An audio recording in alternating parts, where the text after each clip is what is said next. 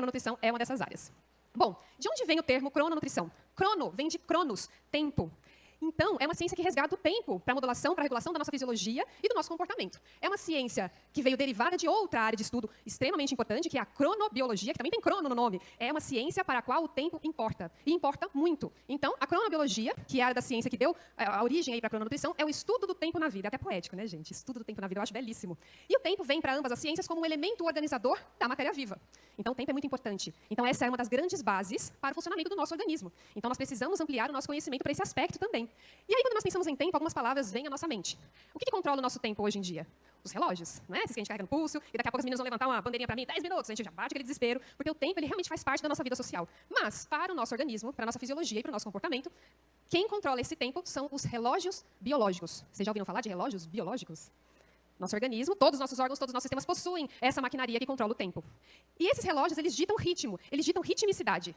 Então, quando a gente pensa em tempo, a gente também pensa em ritmo, em cadência de tempo. E nós somos seres rítmicos. Afinal de contas, o nosso planeta é rítmico. Ele tem vários ciclos que se repetem de tempos em tempos, como, por exemplo, dia e noite, as estações do ano, com suas variações físico-químicas. E nós, enquanto seres vivos aqui, que aqui nos surgimos, aqui nos desenvolvemos, também somos seres rítmicos que acompanham essa ritmicidade do planeta. E aí, quando a gente pensa em tempo, a gente também pensa em rotina. Na nossa rotina do dia a dia. Ai, não tenho tempo. É sempre essa frase que a gente ouve dos nossos pacientes, principalmente quando a gente quer fazer ajustes em rotinas, né, e modular todo esse processo de organização. Ah, não tenho tempo. E aí vem a rotina como um fator importantíssimo para todo esse processo, no que diz respeito a horários, regularidade e frequência, como nós vamos ver. Então, todas essas questões de tempo para a crononutrição e para a cronobiologia nos trazem que a nossa fisiologia e o nosso comportamento apresentam uma organização temporal, e isso é uma importante base para esse funcionamento. Nós precisamos levar isso em consideração. Quem é que regula esse tempo no nosso organismo? Nós temos muitos sistemas fisiológicos. Nós ouvimos falar sobre vários deles aqui hoje. Sistema hepático, sistema gastrointestinal, sistema cardiovascular. E eu lhes apresento para agregar a esse grande aglomerado de sistemas orgânicos que é o nosso corpo humano, o sistema de temporização circadiana. É isso aí, gente. Tem mais um sistema orgânico para vocês estudarem, hein? E ele interage com todos os outros sistemas. Circadiana, essa palavra vem de circadia, em cerca de um dia, cerca de 24 horas, que é justamente o período que equivale a um dia do planeta Terra. Dia e noite, tem a duração de aproximadamente 24 horas, e esses relógios biológicos, que vocês estão vendo aqui nessa belíssima figura da Science, eles vão regular esse tempo, nos ajustando para sobreviver e para se adaptar ao dia e à noite do planeta Terra. Então, nós temos um relógio biológico central, que é esse que está bem aqui, ó. Esse relógio que é o grande maestro de toda essa orquestra que vocês estão vendo aqui embaixo. Então, ele rege todos os demais relógios biológicos que estão presentes em todos os tecidos, em todas as células do nosso corpo.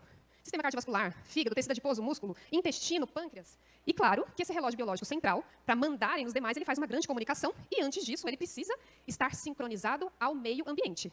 Não é sistema de temporização circadiana, isso tem que estar sincronizado ao dia e à noite do meio ambiente. Olha aqui, ó, dia e noite. E esse relógio biológico central, ele consegue ter essa percepção de quando é dia e quando é noite por meio da sua ligação com as retinas. Trato retino hipotalâmico. As retinas, elas conseguem identificar a presença ou ausência de luz, transmitem essa informação para o relógio biológico central, que vai informar aos demais órgãos e sistemas que não têm essa conexão com a retina, quando é dia e quando é noite. E aí, há toda uma regulação para que essa fisiologia funcione de maneira adequada, a depender da hora do dia ou da noite. E aí nós temos, nesse meio de comunicação entre esses relógios, vias hormonais, vias neurais também. Nós temos muitas formas desses relógios se comunicarem. E, em relação aos hormônios, não está aparecendo aqui embaixo, mas a melatonina é um hormônio fundamental nesse processo. Ela é uma grande transmissora da informação de tempo para todos esses relógios biológicos que estão presentes nos tecidos periféricos e que vão, por sua vez, sincronizados ao meio ambiente, organizados temporalmente, manter e promover a nossa ritmicidade circadiana, organização de tempo, para que todos esses sistemas funcionem de maneira adequada, a depender da hora do dia ou da noite. Como, por exemplo, a homeostase energética, como, por exemplo, a regulação do sistema imunológico, do nosso sistema endócrino, das funções celulares de forma geral e também, inclusive, do metabolismo de xenobióticos.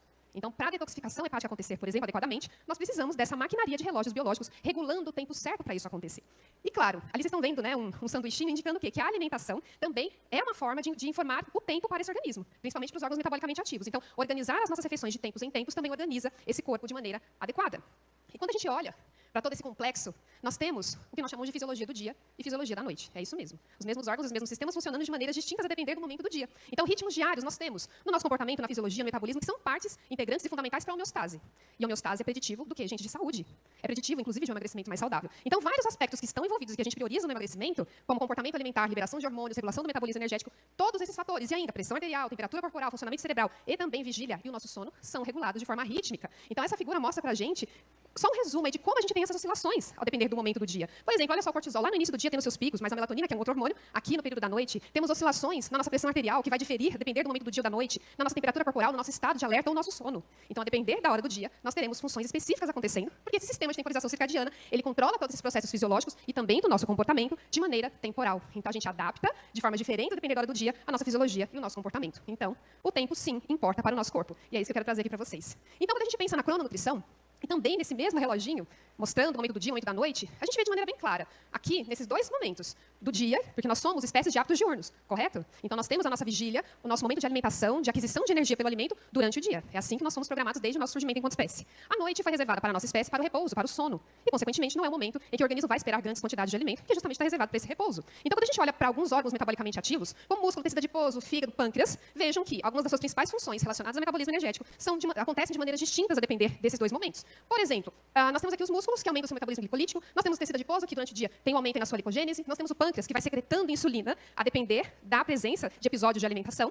E olha à noite, o que vai acontecer? Esses mesmos músculos vão aumentar o metabolismo oxidativo, o tecido adiposo vai aumentar o catabolismo lipídico, o nosso pâncreas vai liberar glucagon, justamente para a gente liberar energia das nossas reservas energéticas e manter o metabolismo basal durante esse período de repouso em que aquele alimento não vai ser recebido da mesma forma como foi durante o dia. Então vejam, nós não temos, portanto, uma fisiologia mais preparada para receber o alimento durante o dia e tendo, então, esses episódios de alimentação de tempos em tempos, de maneira frequente e regular, como uma pista ambiental, para quê, gente? Para regular o funcionamento de todos esses tecidos. Então, essa liberação hormonal, essas variações que a gente tem de hormônios, de secreções desses tecidos, elas necessitam dessa regularidade no nosso comportamento e na nossa alimentação para acontecerem de maneira adequada. E olha à noite, nós temos uma fisiologia com menor capacidade de resposta à ingestão energética, ingestão alimentar.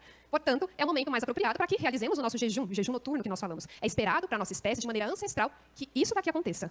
Mas hoje em dia, com todo o avanço tecnológico, com o estilo de vida atual, o que vocês acham que está acontecendo? Muitas vezes até mesmo o inverso. A gente prioriza grande parte das calorias ingeridas à noite pela falta de tempo, pela correria, e durante o dia, normalmente uma baixa ingestão energética com uma regularidade muito precária, muito ruim. E é justamente isso que a crononutrição quer resgatar. Um princípio básico, mas que nós estamos cada vez mais nos distanciando. Então, a crononutrição é essa ciência que vai aliar a nutrição, os conceitos de nutrição, com ritmos biológicos, que eu acabei de citar para vocês, e o nosso metabolismo. E com isso, ela avalia, ela dá atenção para três aspectos temporais fundamentais: tempo, frequência e regularidade na nossa alimentação. Então, muito mais do que o que a gente come e o quanto a gente come, é o quando a gente come. Então, estou adicionando mais um aspecto para vocês avaliarem no consultório de vocês. Na anamnese, no recordatório, ou com a ferramenta que vocês utilizam para isso. Se atentem aos horários de refeições que os pacientes de vocês realizam. Eles omitem refeições. Eles deixam a maior parte das calorias consumidas mais para períodos tardios, justamente naquele momento que a fisiologia não está tão bem preparada para essa grande ingesta energética. Como que é, além desses horários? Como que é a frequência? Quantas refeições realiza durante o dia? E isso, esses horários, essa frequência, são aspectos regulares. Ou cada dia é uma surpresa. Um dia almoça em tal horário, janta em tal horário. No outro dia é outra história. E no final de semana, então, nem se fala. Aquele botar o pé na jaca, que muitas vezes o paciente faz com a questão da qualidade, da quantidade, o tal do dia do lixo, muita gente faz a mesma coisa com a regularidade, com a rotina alimentar. Então, atentem-se a isso também, porque vai fazer diferença e muita diferença. Inclusive, um estudo muito recente de uma revista extremamente respeitada no meio científico, trazendo para a gente que uma caloria não é apenas uma caloria, porque depende do momento em que ela foi ingerida.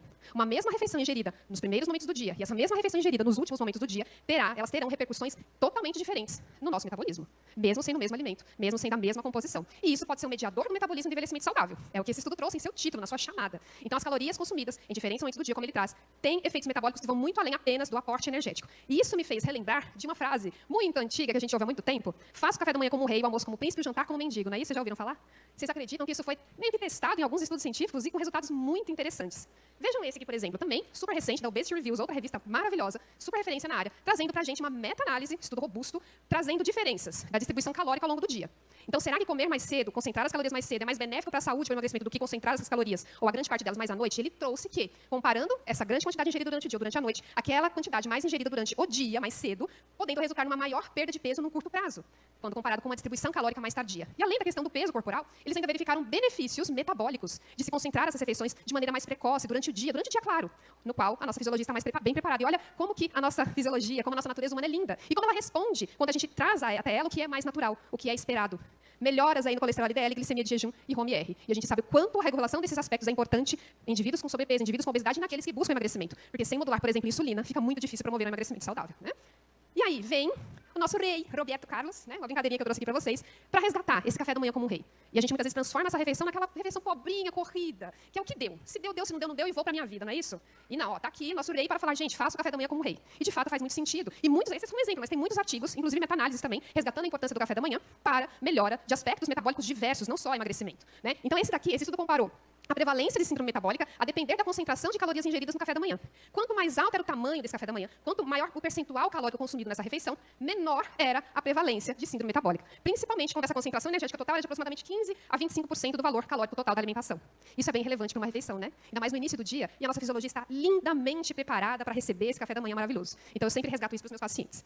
E a última refeição, ela é importante? Como que a gente trabalha com isso, pensando nessas questões temporais? Um estudo da Cell Metabolism trazendo para a gente que, quanto mais tarde a gente deixa para fazer as nossas últimas refeições, piores são os resultados metabólicos. Inclusive, em vários aspectos que foram falados aqui durante o dia de hoje. Aumentando o risco para resistência à insulina, aumentando o risco para descontrole glicêmico, aumentando o risco, inclusive, também para doença hepática gordurosa não alcoólica, que a Camila muito bem colocou. E quando a gente pensa em tecido adiposo, níveis de fome, a nossa termogênese são aspectos que também são afetados quando a gente deixa a última refeição muito tardiamente. Então, por exemplo, ele fala, comer 4 horas depois. Então, ao invés de você realizar o seu jantar, por exemplo, 7, 8 horas da noite, você vai realizar seu jantar 4 horas depois, 11 horas, meia-noite. E isso vai impactar no tecido adiposo, em toda a sua função em relação à termogênese, por exemplo, e ainda afetando os centros de sistema nervoso central, os centros de regulação, fome e saciedade. Olha só, grelina, leptina, super importante nessa regulação, e ainda a busca emocional pelo alimento, e ainda prejudicando as nossas taxas metabólicas basais e a nossa termogênese.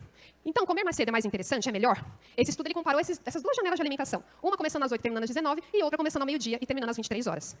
Quantos dos nossos pacientes fazem aquilo ali durante a semana? Chega no final de semana, chutam um balde e fazem isso daqui. Acorda mais tarde, nem faz o café da manhã, já vai para o almoço, faz o almoço meio-dia, não é isso? E aí, olha só o que eles encontraram quando eles compararam essas duas janelas de alimentação. Quem concentrava a sua alimentação em períodos mais precoces do dia, pegando grande parte do dia, claro, tinha mais benefícios na redução do peso corporal, nos níveis de insulina e glicose, oxidação de gordura foi maior, foi melhor nesse grupo, metabolismo da glicose, do colesterol e ainda proporção de gordura nessa região tronco-perna, que é tão importante, uma gordura que às vezes é tão difícil de perder. Então, ter uma programação alimentar com horários programados para serem realizados mais precocemente, concentrando a maior parte das calorias durante o dia, parece beneficiar não só o peso, mas também a saúde cardiometabólica e o nosso metabolismo como um todo. Foi falado também muito da microbiota intestinal, não é isso? De todos os aspectos importantes para a regulação de microbiota intestinal. E aí veio a Nature e falou para a gente, olha, o tempo também importa para a microbiota intestinal, viu? Se vocês têm um desequilíbrio nos seus aspectos temporais, se você tem um desequilíbrio no funcionamento dos seus relógios biológicos, na sua ritmicidade biológica, a sua microbiota intestinal também vai sentir os efeitos. Porque os relógios biológicos também regulam a função e toda a composição de microbiota intestinal. Então a gente faz aquele programa 6Rs maravilhoso que a Angélica colocou, só que aí a gente não se atenta a esse aspecto e deixa passar alguns aspectos comportamentais do paciente que vão prejudicar todo esse processo. Hoje em dia, com os hábitos de vida atuais, com uma grande exposição à luz à noite, à luz artificial, sendo que no meio ambiente, na natureza, deveria estar totalmente escuro. Quando a gente tem uma diferença grande de rotina entre a semana e entre o final de semana, por exemplo. Quando a gente não tem rotina de alimentação em horários regulares, frequência. Todos esses aspectos muito comuns nos dias atuais, pela modernidade, impactam nos nossos relógios biológicos, inclusive nos relógios biológicos do intestino, impacta também na composição e função da nossa microbiota, e aí a gente passa a ter uma condição mais favorável a extrair mais calorias de alimentos, a reduzir também o nosso metabolismo energético, a nossa termogênese. Combinação perfeita para quê? Para ganho de peso, para dificuldade em emagrecimento, além de aumentar vias inflamatórias de forma geral, prejudicando não só o processo de emagrecimento, mas proporcionando um ambiente favorável para a síndrome metabólica. Então, esse artigo trouxe que aliar aspectos da crononutrição, concentrando a maior parte da alimentação durante o dia, mais estratégias que aliem probióticos e prebióticos, vão nos fornecer, vão nos favorecer uma homeostase circadiana e também na nossa microbiota, melhorando toda a função metabólica. Então, Angélica, será que a gente vai ter mais um R aí? Hein? De regulação temporal? 7 Rs? Acho que vai ser importante, a gente pode pensar nisso, hein? E aí, será que só o momento da refeição, o momento da alimentação é importante? E o momento do jejum? Isso também é importante? A Science trouxe pra gente, a Science, tá, gente? Trouxe pra gente que sim. E ainda coloca esses dois períodos, um definido de alimentação e um definido para jejum, como um fator central e determinante para muitas vias metabólicas que acontecem no nosso organismo. Olha lá no centro. Alimentação e jejum. Alimentação dia, jejum noite. Regulando todos esses processos que, inclusive, né, quando a gente resgata esse período de jejum também além da alimentação, nós temos aí a regulação de muitas vias metabólicas, homeostase metabólica, regulação de inflamação, neurogênese, melhor estabilidade genômica, balanço energético, função mitocondrial, que são vias fundamentais para a regulação de metabolismo energético e ainda para a longevidade. Então, resgatem também esse período de jejum. Muitos pacientes só concentram o período de jejum na hora que deitam na cama. E se ele tem restrição do sono? Além de ter restrição do sono, ainda tem aquele período curtíssimo de repouso para esse trato gastrointestinal, para esse organismo, para esse metabolismo como um todo. E a gente precisa ter esse equilíbrio porque essa é uma característica ancestral, mas que a gente está perdendo muito. Então, o que a crononutrição traz para a gente fazer esse resgate? O que eles chamam de alimentação com restrição de tempo. O Márcio fez um breve comentário sobre isso na palestra dele, né? Então, muitos e muitos artigos vindo aí recentes trazendo essa estratégia com benefícios ao metabolismo e ao emagrecimento. E o que vem a ser essa alimentação com restrição de tempo? Limitar a ingestão diária da alimentação durante o dia, principalmente, limitando a uma janela específica. E aí os estudos trazem de 4 a 12 horas. Quanto menor a janela, mais difícil é para o paciente se adaptar. Então, normalmente, na minha prática, fica ali 12 horas de alimentação, 12 horas de jejum aproximadamente. Uma janela muito interessante, né? E aí, sempre concentrando essa maior parte das calorias durante o dia, para que a gente prolongue o jejum no período da noite, alinhando ao ciclo de alimentação e jejum aos nossos ritmos circadianos. Quanto mais cedo nós iniciamos essa janela de alimentação, mais cedo nós terminamos ela e, consequentemente, aumentamos o nosso tempo de jejum à noite. E aí eu trouxe para vocês alguns exemplos de estudos científicos recentes, mostrando os potenciais benefícios dessa estratégia na redução do peso corporal, no metabolismo, que é muito importante nesse processo, metabolismo glicêmico, insulinêmico e também redução de hemoglobina glicada, melhora da pressão arterial e redução do risco cardiometabólico. Então, resgatar o período de jejum é muito importante, gente. E a gente esquece disso, né? Eu sei que nós somos nutricionistas, a gente quer trabalhar com alimento, mas ter esse período de repouso à noite também é muito importante. E a rotina de horário que a gente come, será que isso faz diferença? Será que tanto faz a gente comer em qualquer horário, durante o dia, durante a noite ou durante os finais de semana? Aí eu trago para vocês um outro aspecto, o jet lag alimentar. Vocês já ouviram falar do jet lag alimentar? É um conceito bem novo, viu? E aí esse conceito vem para a gente assim. Essa diferença que a gente tem de rotina de alimentação, principalmente ao longo da semana, se a gente compara com o final de semana, esse fuso horário de alimentação, ele é o jet lag alimentar. E esse estudo avaliou justamente essa questão com associação ao IMC. E o que eles viram? Que a partir de 1 hora de diferença apenas de rotina, você já começa a ter um aumento do seu índice de massa corporal. A gente faz aquela dieta maravilhosa para o paciente emagrecer, aquela coisa linda, individualizada, perfeita. O que ele faz no final de semana? Só cuida da parte da quantidade, da qualidade, quando cuida, óbvio, mas ele não se atenta aos horários. E ele fala, final de semana tudo bem, vou jantar mais tarde, sai pessoal. E aí esse jet lag de alimentação pode estar prejudicando a perda de peso desse paciente, porque está associado com maior IMC. Quanto maior for esse jet lag alimentar, maior é também esse IMC, essa dificuldade de perda de peso. E o que mais nós precisamos considerar? Individualizar sempre. Isso não vai funcionar da mesma forma para todo mundo. E o que vai nos indicar, né, o que a gente pode trabalhar aí em relação a esse ajuste de rotina de alimentação, é também uma característica genética individual chamada cronotipo, que é uma expressão rítmica, uma expressão rítmica circadiana dessa nossa preferência mais pelo dia ou mais pela noite. Tem gente que é mais do dia, tem gente que é mais da noite, não é isso? Os matutinos são mais do dia, os vespertinos mais da noite. Então esse fenótipo circadiano muito relacionado a esse nosso comportamento, essas nossas preferências ao período de atividade ou repouso. Então nós temos 3 tipos, matutinos, vespertinos e intermediários. Intermediários, grande parte da população, que lidam muito bem com esses 2 momentos, mas os matutinos, por preferirem mais o dia, acordam e dormem mais cedo, eles têm um jet lag, essa diferença de rotinas muito menor, e eles acabam tendo mais chance de uma alimentação mais equilibrada desse ponto de vista temporal. Já os vespertinos, os noturnos, tendem a preferir mais à noite, acordam e dormem mais tarde. O jet lag deles, consequentemente, é maior, porque eles normalmente têm mais dificuldades em lidar com essas questões que eu coloquei aqui, das imposições sociais, né? Eles normalmente são forçados a acordarem mais cedo, por conta dos horários de trabalho e estudo, sendo que eles prefeririam acordar mais tarde, e eles tendem a compensar isso aos finais de semana. Por isso que eles têm um jet lag, que nós chamamos de jet lag social maior. Esse fuso horário maior que resulta no metabolismo piorado também. Por isso que eles têm maior chance também de uma alimentação mais inadequada. Então, avaliar na nossa anamnese o cronotipo, para que a gente entenda melhor essa característica do paciente, é fundamental. É uma ferramenta validada, super simples, 19 questões. É só você digitar isso aqui no Google, já vai aparecer o questionário, e eu sempre aplico ele antes da primeira consulta, para eu já saber o cronotipo e alinhar todas as minhas estratégias também em relação às questões temporais, tá? E por que isso é tão importante? Quando a gente olha para estudos super recentes aqui, de uma revista muito importante para a cronobiologia, comparando vespertinos com matutinos, os vespertinos têm maior tendência a terem níveis mais altos de índice Roma, grelina plasmática, IMC mais alto. Na cirurgia bariátrica, que daqui a pouco a Ana Tércia vai falar para vocês, eles podem ter uma tendência a ter uma menor eficácia do emagrecimento, né, após a cirurgia. Eles têm menos sucesso na adaptação nos ajustes e na aderência às nossas condutas para emagrecimento em longo prazo. E ainda, muitos estudos mostrando que eles têm uma aderência menor a dietas de perfil mais saudável. E além disso, temos que aliar aspectos comportamentais a todo esse trajeto nutricional. Por quê, gente? A Nature trouxe para a gente um aspecto muito interessante, que é a seguinte reflexão. Nossas vidas são governadas por 3 relógios. O relógio social, que é esse que a gente utiliza, que vai controlando o nosso tempo, das nossas relações sociais. O relógio biológico, que é esse que eu venho falando para vocês, que controla o tempo da nossa fisiologia. E o relógio solar, que é aquele que nos dá a claridade do dia e a escuridão da noite. E esses 2 relógios precisam estar completamente sincronizados para promover saúde. Mas aí vem aquele carinha de lá, relógio social, e atrapalha todo o coreto. E aí, quanto mais desalinhados estiverem esses relógios, maiores serão as probabilidades da gente desenvolver doenças, como a obesidade, por exemplo. E por que isso? Porque nós temos aí um fator muito importante. No ambiente obesogênico, a poluição conta muito, né? Das águas, dos xenobióticos. E eu trago para vocês mais uma poluição que impacta, a poluição luminosa. Toda a iluminação artificial que nós temos à noite, que hoje em dia de maneira bem excessiva, nós consideramos poluição luminosa. Não é previsto no ambiente que essa noite, como a gente está vendo aqui, seja tão iluminada. E aí olha como ficam os coitadinhos dos nossos relógios, totalmente desalinhados, sem bater o tempo adequadamente. E aí vem malefícios, a conta chega. E aí esse estudo trouxe uma exposição excessiva à luz como preditivo de sobrepeso e obesidade, explicando cerca de 70% nas variações observadas na prevalência de sobrepeso e obesidade em mais de 80 países avaliados. Não para por aí. O trabalhador noturno. Alguém aqui atende trabalhador noturno? Quem atende trabalhador noturno aqui?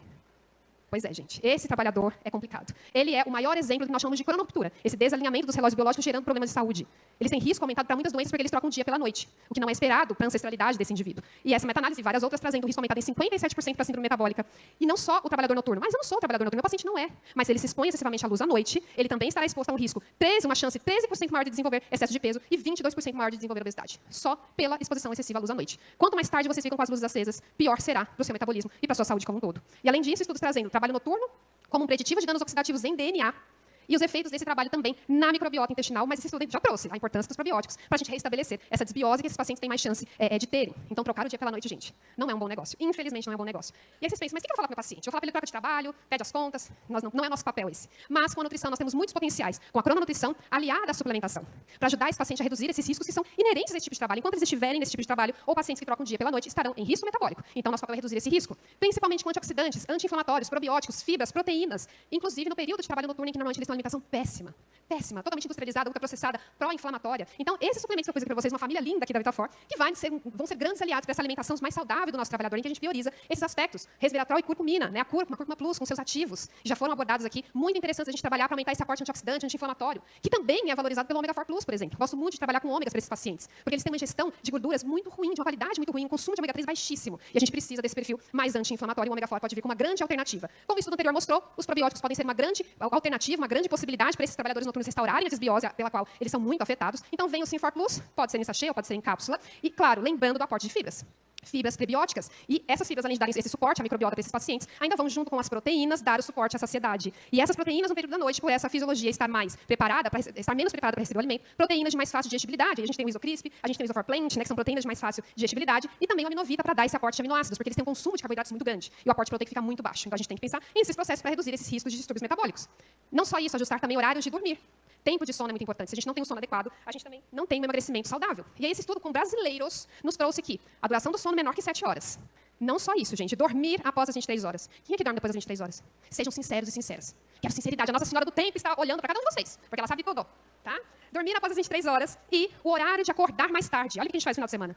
Tudo isso, olha só, olha esses 3 gráficos. Quanto maior é essa relação, maior também o IMC. Então, atentem-se a esses aspectos dos pacientes de vocês. Duração do sono, horário de dormir e horário de acordar. Isso é muito importante, tá? E aí esse estudo só trouxe que, além do sono também ter essa relação com o aumento do IMC, uma curta duração do sono com uma má qualidade desse sono também impacta no processo de emagrecimento, que passa a ser piorado, com menos resultados assertivos. Então, façam sim as estratégias de emagrecimento, mas aliem o sono, aliem a higiene do sono, porque nesse estudo eles fizeram toda uma intervenção para redução de peso corporal, para emagrecimento, e aí o que eles verificaram? Que os pacientes que tinham uma curta duração do sono menor que 6 horas e com uma má qualidade, eles tinham piores resultados no emagrecimento, eles perderam menos peso e eles, no final, também perderam menos gordura corporal. Então, aliem também estratégias de sono. Ah, mas aí eu dormi mal durante a semana do trabalho, mas aí eu compenso no final de semana, eu vou dormir mais, eu vou compensar essas horas que eu perdi. Gente, Nossa Senhora do Tempo está de olho em todo mundo aqui, tá? Então, compensar os finais de semana não funciona. Para qualquer aspecto que vocês possam imaginar, cognitivo, memória, não funciona. Sono perdido é sono perdido e é débito que você carrega e a conta chega, mais cedo ou mais tarde. E esse estudo trouxe que quanto maior for essa diferença, porque quando a gente compensa no final de semana, a gente aumenta também um outro jet lag, que é o jet lag social. Sabe, durante a semana, uma rotina de acordar e dormir, final de semana é outra. Quanto maior for essa diferença de horários, já a partir de 2 horinhas, 1h30, 2 horinhas de diferença, isso já aumenta IMC. Então, o nosso organismo gosta e precisa de rotina, de horário para dormir e para acordar. E a nossa microbiota também, tá? Essa diferença, se for horário tanto alimentar como a gente viu, quanto social, impacta diretamente, olha só, o jet lag crônico associado à perda de ritmo da microbiota e desbiose, e tanto em modelos animais quanto em humanos, promovendo desequilíbrios metabólicos. Porque a microbiota tem funções importantes na regulação do metabolismo energético, reparo de DNA, crescimento celular, detoxificação, motilidade, dentre várias outras funções. Então, se essa microbiota está desorganizada, as suas funções também estarão desorganizadas. E aí, momento foto, porque são essas as dicas práticas que eu trago para os meus pacientes para ajudar em todo esse processo, né, de melhora do sono. Concentrar as refeições de atividade mais ao longo do dia, lembrar que o sono, a regulação do sono começa no momento que você acorda. Se expondo à luz natural. É um grande informante de tempo. E após o pôr do sol, ir reduzindo essa luminosidade aos poucos, cuidando de estresse e ansiedade. De preferência, diminuir luminosidade também pelo tipo de lâmpada que você utiliza. Usar filtros de luminosidade ao longo da noite, principalmente, para impactar menos na melatonina, porque a melatonina só é produzida à noite, desde que essa noite seja escura. Se tiver qualquer ponto de luminosidade, isso é um fator de inibição. E no quarto, durante o momento de dormir, totalmente 100% escuro. Respeitar o cronotipo para vocês ajustarem individualmente. E embaixo é muito importante, rotina de horários para dormir e para acordar. E para dar um suporte para esse paciente conseguir realizar essas estratégias de higiene do sono, eu trouxe para vocês alguns estudos com alguns suplementos que podem contribuir para que o paciente de vocês tenha mais assertividade nessa higiene do sono.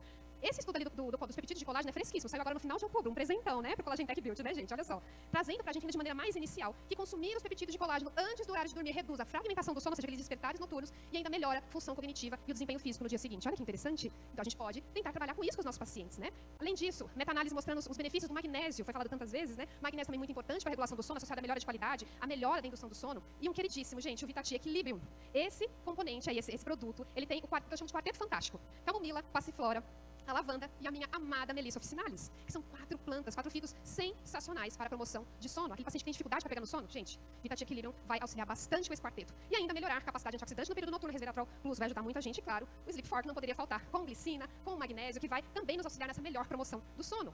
E pra gente finalizar, eu coloquei pra vocês um resumão aqui, para que a gente possa respeitar a fisiologia do dia e da noite. Ingestão calórica, decrescente. Não é que a gente não vai poder comer nada durante a noite, gente, não é isso, não é terrorismo, tá? É que a gente precisa concentrar uma parte dessas calorias de dia e reduzir à noite. Para isso a gente tem que promover saciedade durante o dia, com proteínas, com fibras, né? E aí olha quantos produtos maravilhosos a gente tem, distribuir melhor as proteínas que os nossos pacientes não fazem. E aí vem o Fiber Fork para nos auxiliar nesse processo de saciedade, também na microbiota. O Isocrisp, que é, os pacientes gostam muito porque promove mastigação promove saciedade, tem proteína. Isoforte, também para ajudar nessa melhor distribuição. E aí esse trio maravilhoso para termogênese e saúde mitocondrial, o Termo Plus com enzima Q10 e o Omega 4 Plus, que é bem interessante de trabalhar para a nossa fisiologia do dia e para essa transição para a fisiologia da noite. O magnésio vem para nos ajudar tanto no metabolismo da serotonina, quanto também na indução ali, daquela calma, para a gente ir se preparando para o momento de repouso, em que nós temos à noite que reduzir essa ingestão alimentar. E uma dica de ouro que eu passo para os pacientes: última refeição até 2 horas antes de dormir. Isso é maravilhoso, com resultados incríveis, não só para o emagrecimento,